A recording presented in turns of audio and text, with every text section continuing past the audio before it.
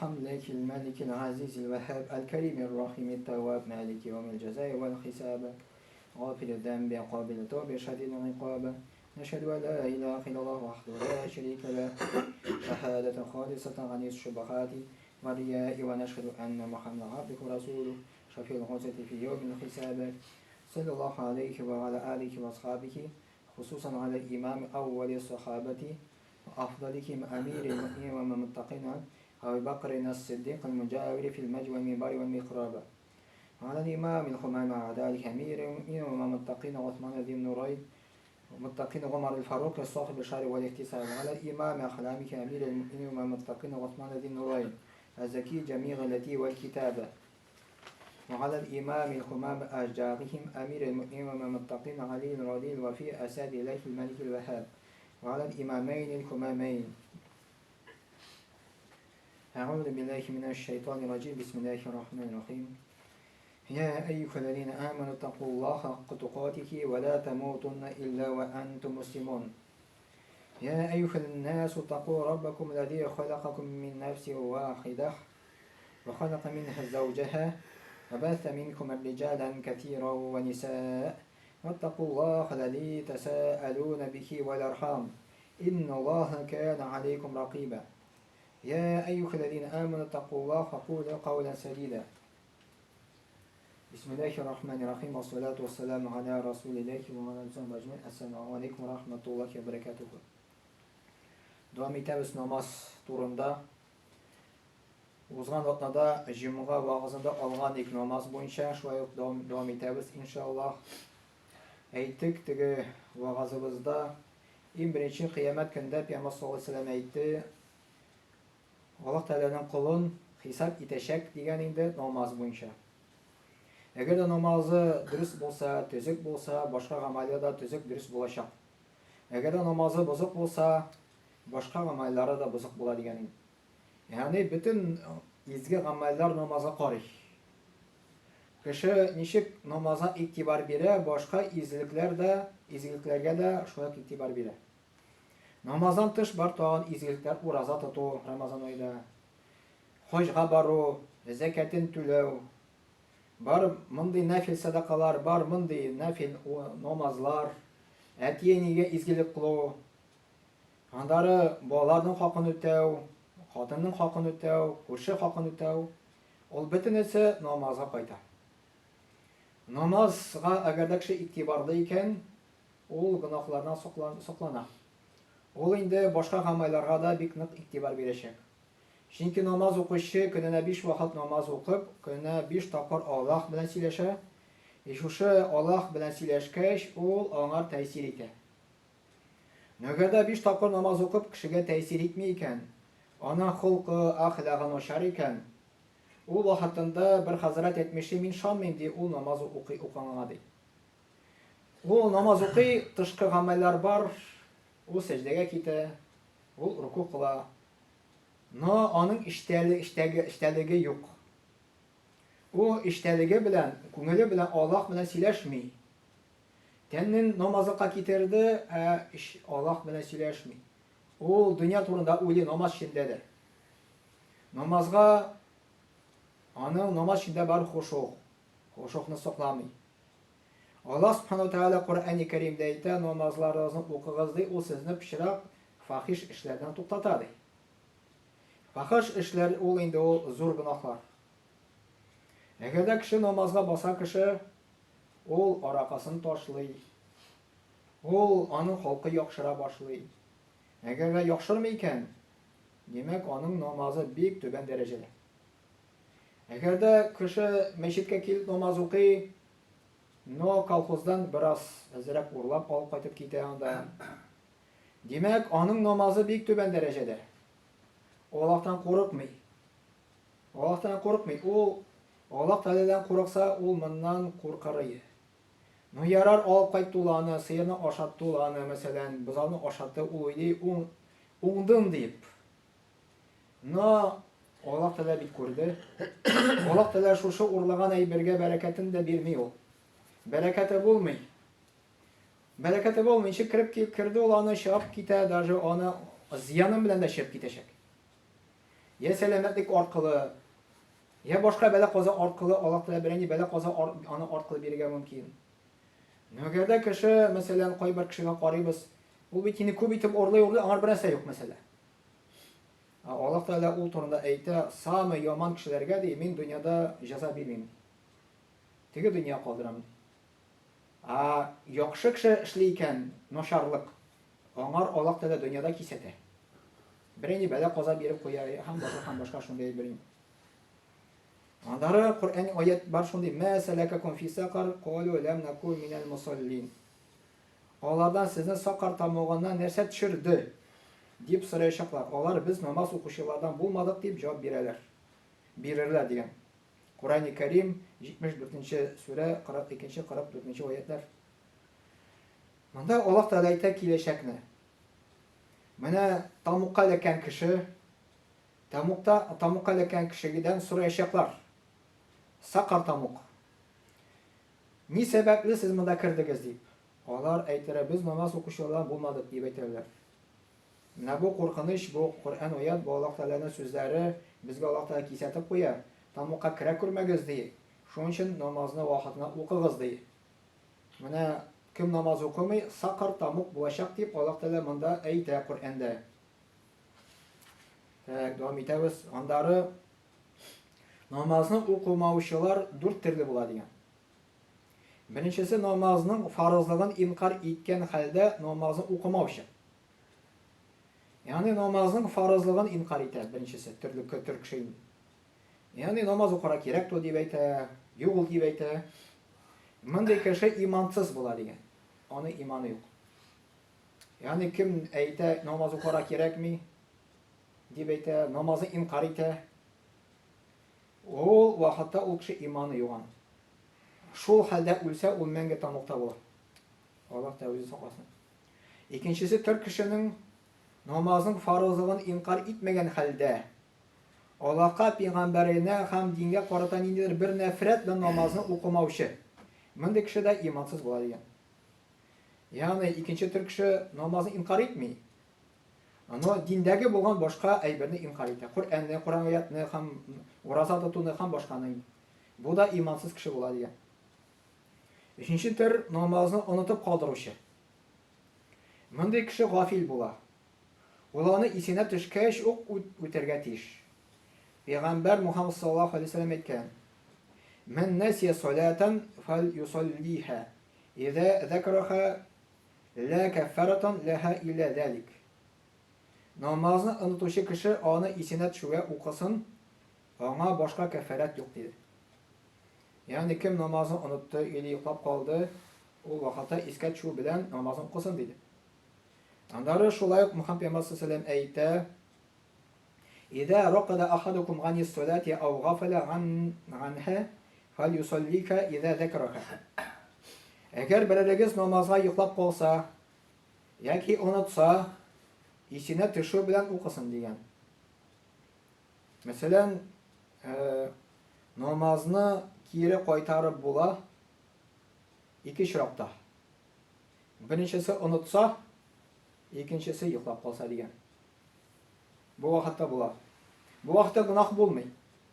No boshqa shiroklarda qaytarga kerak, no onun uchun gunoh bo'la. Onun uchun tövbe kerak. Tövbe qilsam, bütün bu ishni ishlamayman deb aytsan, Alloh da va'da aytsan, u vaqtda onu da Alloh da g'afur etadi inshaalloh. Andara dörtüncüsü namazın farzlığını tanıgan halde yalqavlık, ciddi qaramav yoki dünya bilan mashg'ul bo'lish sababli o'qimavchi degan. Mana 4-chi tur namazın farzlığını tanıgan halde yalqavlık, ciddi qaramav yoki dünya bilan mashg'ul bo'lish sababli o'qimavchi. Bunday kishi Abu Hanifa mazhabida imansizlikqa tushmasa da zo'r gunoh qilgan so'nalar. Zo'r gunoh. Zo'r gunoh için Allah saqlasin, tövbe etmesin, Allah da azaplarga mojib. Peygamber Muhammed sallallahu aleyhi ve sellem aytgan: "Kimda kim komil tahorat olib 5 vaqt namozini tegishli ruku' ham sajdalari bilan o'z vaqtini o'taydi ekan, Allah Teala onun gunohlarini yorliqqa yashig'ini so'z beradi. Namazını ötemegenlerge yarlıqav yok. Dili iken Allah onlarni g'afu etadi, dili iken jazo beradigan.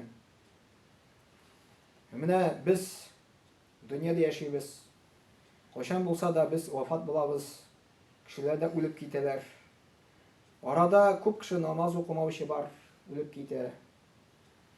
Ular uchun duo qilamiz. Duo borami, yo'qmi Alloh taolaning qo'lida. Agarda biz namoz o'qishchi bo'lsak, bizning uchun duo qilsalar, u vaqtda bizga duo boradi. Kim namoz o'qimaychi ketadi ekan, u vaqtda biz bilmaymiz. Allohning qo'lida. Alloh taolo u duoni qabul etadimi, yo'qmi, ongor erishtiradimi, yo'qmi? Mana bu qo'rqinch bir. Shuning uchun bizning ustimizda namozga bosarga, o'z vaqtida namoz o'qirga Alloh taolo shu vaqtda bizni g'afur etadi. Agarda Alloh taolo bizning gunohlarimizni g'afur etmasa, biz o'ylaymiz, mana yarar endi Alloh g'afur etadi deb. Aqo'm bilasiz, yana g'afur etadi yo'qmi? Alloh aytgan senga tega xabar keltirmadi. Men seni butun gunohlarni kechirdim deb. Andi xabar keldi, to'ka Muhammad payg'ambar sollallohu alayhi vasallam kelganda boshqa kishilar yo'q. Ham tog'on 10 kishiga. Muhammad payg'ambar sollallohu alayhi vasallam orqali mumkinda payg'ambar yo'q. Mumkinda bizga xabar kelmay Allohdan uzilgan. Shuning uchun biz bilmaymiz. Alloh taolo bizni yorliqimi yo'qmi, biz uni bilmaymiz. Shuning uchun yorliq qilsin uchun hadislar bor, namozga bosara kerak degan. Mana bu bo'yicha tega qiziq shunday narsa esga tushdi. Bir hazrat va'zida aytili, agarda kishining tabiati shunday deydi. Agar biror kishiga balo qazo kelsa, kishi o'ylaydi, "Ha, mana seni Allohdan qazo etadi, mana ko'rdim, mana gunohlari uchun seni Allohdan qazo etadi" deb aytadi. O'zine balo qazo kelsa, Alloh deb aytmaydi. Meni kimdir sehrladi deb aytadi, kimdir muzdi deb aytadi. Mana kishining tabiati shu. Agarda kishiga birini balo qazo kelsa ekan, aytirga yoramay, seni Allohning qazo etadi. Qo'yam bilasan, seni Alloh da senga xabar keltirdi shtoli. Именно shu balo qazo keldi sen ati. Alloh taolo og'riqlarni bera ikki tur sabab. Birinchisi yesa sinay, Alloh taolo izgi kishi bo'lsa sinay. Yesa balo qazo bera na samom деле, это наказание kibik. Agarda kishi izgi ekan, namoz o'qiy, roza tuta, mengar og'irlik keldi ekan, Alloh taolo uni sinay. Şunu orqali uning gunohlari kechiriladi, shuni orqali uni savob istadi. Agar namoz o'qimay, roza tutmay, gunohlar qilay ekan, xamir ishi beri, balo qazo keldi, Alloh taolo meni nakazot etadi. Shu gunohlar sabablaydi. Andari Alloh taolo aytadi: "Yawma yukshafu an saqa va yud'auna ila sujudi fala yastati'un. Khashi'atan absaruhum tarhaquhum dhillah. Wa qad kanu yud'auna ila sujudi wa hum salimun."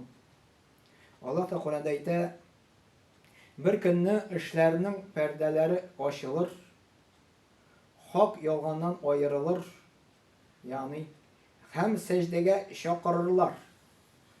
Bu qiyomat kuni Alloh taolo aytadi. Lekin imonsizlarning ham ikkiyuzlarning sajda qilishiga kuchlari yetmas. Qo'rquvdan ko'zlari tuban solingan bo'lar, ham ularni xo'rlik qoplar. Haqiqatda ularga dunyoda sajda qilarga, ya'ni namoz o'qirga buyurilgan edi. Lekin o'qimadilar, o'zlari salomat edilar. Namoz o'qimasga hech uzrlari yo'q edi. Bu Alloh taolo aytadi Qur'onda 68-sura 42-43 oyatlar.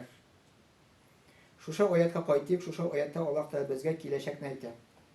Kelajakda qiyomat kunida Alloh taolo bizni qabrdan chiqaradi. Qabrdan chiqargach biz butunligimiz Alloh qoshida bosamiz. Alloh taolo o'zining toban oyog'ini ochar, ondan bir qator nur chiqar degan. Butun kishi sajdaga borar, turishir. Namoz o'qigan kishi sajdaga bora olar degan. Allohdan qo'rquvdan edi. Namoz o'qimagan kishi kim dunyoda sajda qilmadi, kim namoz o'qimadi, onun orqasi bugilmas degan, sajda qila olmas. Hamma Alloh taolo aytadi, dunyoda bit ularga buyurilgan edi deydi. O'zlari salomat edilar deydi, namoz o'qimasga hech uzrlar yo'q edi deydi. Namozni o'qimayshi qoldiruvdan saqlanan kebik, oni buza turgan narsalardan saqlanara kerak deydi. Alloh taolo aytadi: "Wa'mur ahlaka bis-salati wastabir 'alayha la nas'aluka rizqan nahnu narzuquk wal 'aqibatu lit-taqwa." Gailenge namaz okurga buyur, hem bu işte sabır bul. Sinen biz rizik sıramayız. Biz özümüz seni riziklandırabız. Maktavlı ahırga netice Allah'tan korkuşular için bulaşak diye. Kur'an-ı Kerim 20. ayet %32. Ayet 20. sure %32. ayet. Allah da şu ayette eyte gailenge namaz okurga buyur. Yani ünde İr kişi ol главный семьяда, ana Allah da hoca etip koydu. Ol ответственный Allah koşunda. Allah da kıyamet günde sorar. Özün namaz okudun mu? Senin hatının namaz okudun mu? Bağlarının namaz okudun mu? Bağlar kişkine boğan vakitte biz onlarını indi biz namazga öğrete biz 7 yaştan 10 yaşta уже mecburi namazını okuttırabız. Bağlar üskeş yok, уже mecburi namazını okutturab bulmuyor. Onlarga önderge gerek. Senin üstünde indi özünün simyanı önderge namazga. Hatını önderge, bağlarını önderge. Allah Teala ayta gailenge namaz okura buyurdu. Hem bu işte sabır buldu. İl vakitte sabır bulmak gerek. Eğer de onların namazga öndemesen sen günahlı bulasın. Allah karşına cevap tutasın.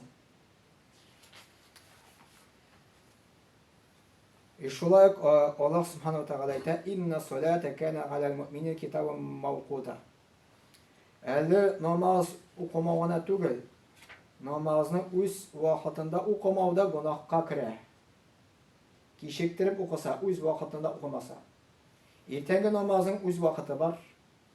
Ton atkanın alıp, kıyaş çıkan çıkartlı mana vakiti şuşu pramijuktukta ertenge namaz okula. Kişiktirip okusan, günah bula. İle namazın vakiti ikindige hatli. Şul pramijuktukta okurga tiyiş vakitini okumasan, soňarak okasan günah bula. Akşam nakşulayıp, yestü nakşulayıp, yestü dünün ortasına hat okura gerek, soňarak itsen günahlı bulasın. Allah Teala Kur'an'da ayta inna salate kana alel mu'minin kitabun mevquta. Hakikatte farz namaz bilgili bir vakitte oku bilen buyurulup müminler üstüne yüklengen farz ameldi. Allah Teala ayta öz vakitinde yüklengendi. Onlara Allah Teala ayta ya eyyuhellezine amenu la tulhikum amwalukum ve la avladukum an zikrillahi. Ve men yef'al zalika fe ulaika humul khasirun. Ey iman getirgen bendeler Allah ayta sizne mallarınız hem balalarınız Allah'ın zikrinden tıymasın. Eğer kimni de bolsa tıysa ol cemaat ziyanda, hasrette kalışılardan bulurdu. Allah Teala bizge imanlılarga müracaat ite. Mallarınız diye hem balalarınız diye Allah Teala'nın zikrinden tıymasın diye. Zikr etüden, yani iskaçuruden. Bu mufassirler eyteler Allah Teala'nın zikrinden diyen söz 5 vakit namaz diye eyteler. Yani eğer de namaz vakiti jitti, bizim maddi mal. Mesela akşam işlesi var, akşam kaytası var, işini işlesi var, kolxozda işlesi var, berengi qazisi var. Eğer de bu nese maddi iken matamasın diye, ziyanda bulasın diye, hasrette bulasın diye Allah Teala eyte. Vakitinde namaz oku diye. Yani işten tutup kal, 5 minut namaz okup kal, devam et işini. Eğer de şulay işlemesin diye Allah Teala ziyanda bulasın diye. Ziyanda bulasın diye ahirette. Bu dünyadaki şey maaşlarını sizmez ki hasretteki bulun. No haberde kıyamet günde ziyanda bula. Şunun için biz özümüzün ahiretini dünya bilen alıştırmayık. Dünya ol menge, ahiret ol menge, dünya ol vakit işığına. Subhanallah bihamdik eşhedü ve la ilahe illa estağfiruke ve etûbü ileyk ve semi'u dua.